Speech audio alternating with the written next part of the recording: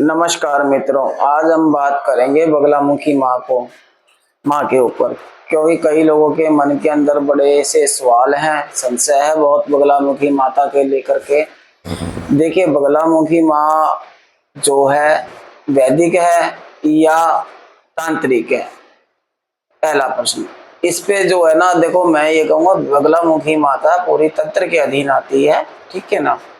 और ये एक ऊर्जा है, और ऊर्जा का प्रकाष्ठ हुआ, ये किस परिस्थिति में हुआ पहले तो ये जान लीजिए। बगलामुखी माँ की उत्पत्ति किस कारण से हुई, कैसे हुई। देखिए, बगलामुखी माँ की जो उत्पत्ति का कारण है, मंगलवार चतुर्थी को इनका जो है प्रकाष्ठ हुआ था। और कालांतर के अंदर जो है एक तूफान आया था ऐसा भयंकर, जिसमें सृष्टि को हानि पहुंच रही थी। तो उस तूफान को जो है ब्रह्मा विष्णु महेश तीनों ही असमर्थ हो गए थे रोकने के लिए।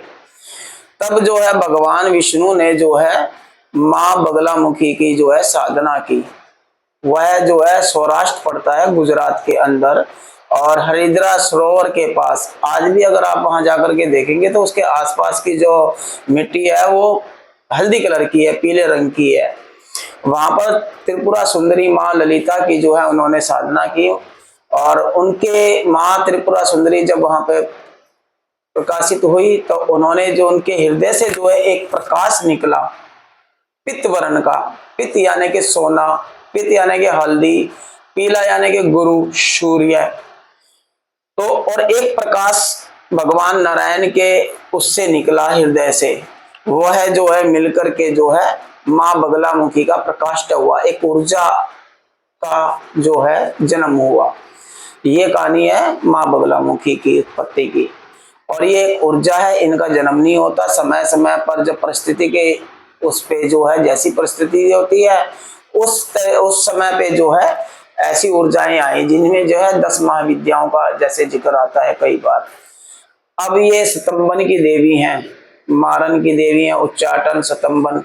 स्तंभन यानी कि अगर कोई व्यक्ति, जैसे मान लो हवा बहुत तेज चल रही है, ठीक है, उसको रोकना हो, स्तंभन करना हो, या कोई गति कर रहा है बहुत ज्यादा आगे और उसकी गति को दिशाहीन करना हो, वो स्तंभन क्रिया है। बगलामुखी माँ का जो है पूरा नाम बगलामुखी ब्रह्मास्त्र है, ठीक है ना। और इनका जो है मंत्र के अंदर ही आ जाता है, वाचम मुखम पदम, ठीक है ना, वाचम मुखम पदम सतम्भ्य जीवम किल्यम, ठीक है ना। इसके मंत्र के अंदर ही जो है सारी चीजें आ गई है। मारन, मोहन, उच्चाटन, सतम्बन, विद्वेषण, ये षटकर्म के अंदर 6 क्रियाएं हैं जिनकी ये देवी हैं।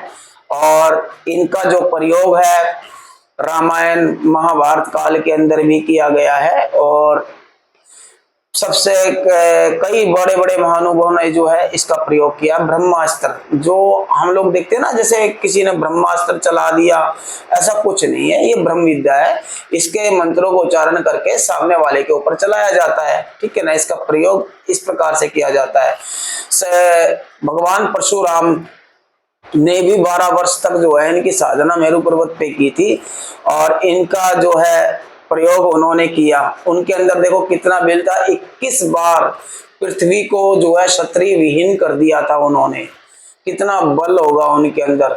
और रामायण में जो है भगवान श्री राम ने भी इनको साधा, और महाभारत काल के अंदर जो है अर्जुन ने भी, भगवान श्री कृष्ण ने भी इसको साधा। अर्जुन ने जब ये प्रण लिया कि जयद्रथ का वध करने के लिए या तो मैं अपने आप को जो है अग्नि में जो है दाह संस्कार कर लूंगा, और या मैं आज जयद्रथ का जो है संध्या काल से पहले वध करूंगा, ऐसा प्रण लिया। जब भगवान श्री कृष्ण ने देखा कि भाई ऐसा प्रण आपने क्यों लिया, तब भगवान श्री कृष्ण ने भी जो है इस ब्रह्मास्त्र का प्रयोग करके सूर्य को भी जो स्तंभन कर दिया कुछ समय के लिए।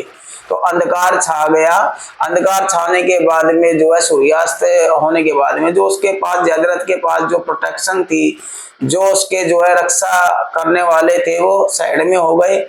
और जब स्तंभन से जो हटा सूर्य, और सूर्य का जब प्रकाश दोबारा से पृथ्वी पर पड़ा, तो सब अचंभित रह गए और इससे जो है अर्जुन ने जयद्रथ का वध कर दिया। तो यहाँ पर जो है भगवान श्री कृष्ण ने भी इसका प्रयोग किया। और दूसरा, जैसे रावण का पुत्र था मेघनाथ, उसने भी जो है इस विद्या का प्रयोग किया, स्तंभन विद्या का, ठीक है ना। मारन मोहन उच्चाटन की देवी है, ये सत्य है। और लेकिन अगर कोई ये कहे कि भाई मैंने इसकी साधना की है, पहले तो देखो आपका पर्पस क्या है, आप किस उद्देश्य से मतलब जो है माँ की साधना करना चाह रहे हैं, किस भक्ति, आपके किसी भी द्रव्य से या किसी भोग से वो प्रसन्न नहीं होती हैं, लेकिन आपका उद्देश्य क्या है, आपका उद्देश्य बड़ा होना चाहिए, जन कल्याण के लिए होना चाहिए, किसी के अच्छे के लिए होना चाहिए, तब माँ की जो है कृपा प्राप्त होती है। इसमें जो है ऐसी आत्माएं जो हजारों हजारों साल से कर रही हैं, ठीक है ना। आज तो कलयुग है, कलयुग के अंदर जो हम साधना करते हैं तो देवी नहीं आती है, देवी की जो है सेविकाएं आती है। प्रत्यंगिरा माँ की जो है 64 करोड़ योगनियां हैं, ठीक है ना, उनमें से ही जो है एक देवी आती है जो हमारे कार्य को सिद्ध करती हैं किसी भी पर्पस से। लेकिन आपका पर्पस अच्छा होना चाहिए। अगर कोई ये कहे कि मैंने साधना कर ली और मैं जो है बहुत कुछ कर सकता हूं, अब ऐसे तो भगवान नारायण ने जो है किसको बचाने के लिए, अपनी सृष्टि को बचाने के लिए जो है माँ का आह्वान किया था, माँ को जो है रक्षा के लिए बुलाया था कि इस तूफान को जो है स्तंभन कर दो। कि क्या उद्देश्य था? सृष्टि का कल्याण। देखो, अगर आप किसी का कल्याण करने के लिए या अपने ही रक्षा करने के लिए कर रहे हैं, आपका पर्पस अच्छा होना चाहिए, किसी को हानि या किसी को नुकसान पहुंचाने के लिए नहीं होना चाहिए। दूसरा जो है, क्या हम इनकी जो है पूजा घर में कर सकते हैं? देखिए, बिल्कुल कर सकते हैं घर में पूजा, ठीक है ना। इनके जो है विग्रह रूप की भी, इनके 3 रूप हैं, एक विग्रह रूप, एक यंत्र और एक मंत्र। तो जैसे विग्रह ऐसा होना चाहिए माँ का, एक हाथ में जीवा पकड़ी हुई है माँ ने और एक हाथ में उनके गदा है, ठीक है ना, और वह जो है शत्रु का जो है जीवा काट रही है। ऐसे विग्रह को आप ला करके सात्विक भोग लगा सकते हैं, सात्विक के तरीके से आप पूजा कर सकते हैं। जैसे हल्दी है, पीली सरसों है, ठीक है, देसी घी है, कपूर से उनकी जोत लगाएं तो, और सूखा मेवा है, ठीक है ना, आप इनसे जो है आप पूजा अर्चना कर सकते हैं। लेकिन मैं ये कहूँगा कि अगर आप यंत्र की स्थापना करें घर के अंदर, ठीक है ना, और उसकी अगर आप पूजा अर्चना करें तो यंत्र क्या है, आप यंत्र जैसे बनता है तो माँ केंद्र में बैठी हुई है बिंदु रूप में, और उसके आसपास जो उनके जो है मतलब भैरव हैं और गणेश जी हैं, सारी और जो जितनी भी ऊर्जाएं हैं वो उनके उस यंत्र के उसमें रहती है। एक एक मंत्र जो है उस तरीके से ही अंकित होता है उसके अंदर। और दूसरा क्या है कि देखो, पूरा परिवार होता है, कोई भी देवी कोई भी शक्ति चलती है वो किनके साथ चल रही है, ये सबसे बड़ी बात होती है। अब इनके जो हैं शिव जो हैं, त्र्यंबकेश्वर शिव है जो ज्ञान और रक्षा के प्रतीक हैं, और इनके जो भैरव हैं वो उन्मत्त भैरव हैं, और इनके जो गणपति हैं हरिद्रा गणपति हैं, हल्दी के रंग के जो है गणपति हैं, और इनके साथ में भैरवी हैं, ठीक है ना। सबका आपको नमस्कार करना, उनको स्थान देना, पूरे परिवार के साथ में ही स्थान देना। जैसे कि मान लो अगर आप किसी के घर जा रहे हैं तो उसके मम्मी पापा भी बैठे हैं या कोई और भी बैठे हैं, तो आप उनके साथ में उनको नमस्कार करके और अपने दोस्त से जो है वार्तालाप करेंगे अकेले में बैठ करके, लेकिन पहले जो है उनके माता पिता का सम्मान तो करेंगे। ऐसे ही जो है जो इनके साथ में देव चलते हैं उनका सम्मान करना होता है। दूसरा, आप ये देखिए, कई लोगों का प्रश्न आता है क्या इनकी इस ऊर्जा से जो है किसी का स्तंभन किया जा सकता है या किसी की विकास की गति को रोका जा सकता है? देखिए, सब कुछ संभव है, ऐसा कुछ नहीं है कि भाई कुछ संभव नहीं है। तो इसी माँ की ऊर्जा की साधना करके बिल्कुल ऐसा किया जा सकता है, लेकिन पर्पस अच्छा होना चाहिए। मैं बार बार यही एक बात आपको बोल रहा हूँ, ठीक है ना, पर्पस अच्छा होना चाहिए, आपका उद्देश्य अच्छा होना चाहिए, किसी को हानि या किसी को नुकसान पहुंचाने का ना हो। और क्योंकि माँ जो है किसी भी आपके द्रव्य से या किसी भी चीज से जो है ना प्रसन्न नहीं होती है, वो तो आपके भाव को देखती है, आपका उद्देश्य क्या है। अगर आपका उद्देश्य जन कल्याण के लिए है किसी के अच्छे के लिए है, तो माँ की कृपा जरूर आपको प्राप्त होगी और आप इस विद्या का प्रयोग कर सकते हैं। जैसे आपको मैं एक चीज और भी बता देता हूँ, त्रिपुरा सुंदरी, माँ त्रिपुरा सुंदरी जो है ऐश्वर्य, आपको धन, आपका नाम, फेम, ये सब चीज देती है।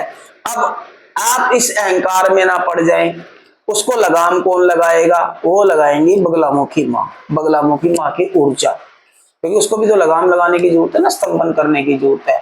स्तंभन किस चीज का करना है? कई बार क्या होता है कि हमारे कोई शत्रु नहीं है या कोई दुश्मन नहीं है, फिर भी जो है हमें मतलब अपने लिए, तो देखो अपने लिए क्या होता है, अपने अपने अहंकार, काम, क्रोध, मोह, लोभ, ठीक है ना, इस पे लगाम लगाने के लिए भी जो है माँ की सेवा में जाना चाहिए, माँ की साधना में जाना चाहिए।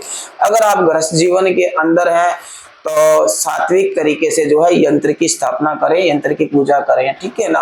और इसमें हवन के अंदर जो है कई आपका उद्देश्य क्या है, जैसे मान लो किसी को संतान नहीं हो रही तो आप मक्खन से जो है हवन करें, या आपको लगता है कि भाई कोई परेशानी हम पे आ रही है तो आप लौंग, इलायची, नमक, राई, ये सब जो है द्रव्य का भी बड़ा इसमें मतलब महत्व है इनके हवन के अंदर। और हर चीज जो है पीले वर्ण की होनी चाहिए, यानी कि हर चीज पीली, उनका आसन पीला होना चाहिए, उनकी स्थापना जहाँ पे कर रहे हैं सब चीज पीली, और जो हवन आप कर रहे हैं तो उस पे भी गेंदे के फूल या हल्दी से जो है इस प्रकार का पीला वर्ण होना चाहिए। और घर में कर सकते हैं, लेकिन कोई बीज मंत्र का प्रयोग ना करें बिना गुरु के सानिध्य में आकर के। और गुरु के सानिध्य में ही अगर आपको साधना करनी है, साधना की तरफ जाना है, माँ की कृपा लेनी है, तो अगर आप साधना के उससे कर रहे हैं तो आप कोई गुरु अच्छा जो आपको आगे का स्टेप दे, क्योंकि हर चीज का एक स्टेप होता है। इनके गणपति की साधना कराई जाती है। गुरु क्या होता है? गुरु पहले जो है गणपति की साधना कराएगा इनकी। गणपति हमारे मूलाधार चक्र को जो एक्टिवेट करते हैं, क्योंकि वो मूलाधार चक्र के जो है रक्षक और द्वार पे खड़े हैं। पहले तो वहां से जो है शुरुआत होती है, स्टेप वाइज जो है आगे चलना पड़ता है। और एक साधना का पथ है जो गुरु के सानिध्य में रह के ही किया जा सकता है। और अपने मन से देखो, नेट पे आजकल क्या है कि मंत्र तो हर प्रकार के हैं, और माँ बगलामुखी का भी मंत्र जो है नेट पे आपको सर्च मारेंगे मिल जाएगा, लेकिन अपने मन से साधना ना करें। यदि अगर आप स्थापना करना चाहते हैं विग्रह की चाहे यंत्र की, ठीक है ना, तो आप सात्विक रूप से कर सकते हैं। आप जो हवन कर रहे हैं अपना हल्दी से और मेवा से, ठीक है ना, अगर पुत्र प्राप्ति के लिए कर रहे हैं तो मक्खन से, ठीक है ना, इस प्रकार के जो है आप भोग लगा करके माँ का और आप सेवा कीजिए, कोई समस्या नहीं है, आपकी सुरक्षा करेंगी माँ। और उस घर के अंदर किसी भी प्रकार की नकारात्मक ऊर्जा या किसी प्रकार का नजर दोष या कोई भी बाधा जो है उस घर को के अंदर कभी भी प्रवेश नहीं कर सकती है। माँ की सेविकाएं, माँ की जो 64 योगिनियां हैं, उनमें से योगिनियां आपके घर की आपकी सुरक्षा करती हैं। नमस्कार, धन्यवाद।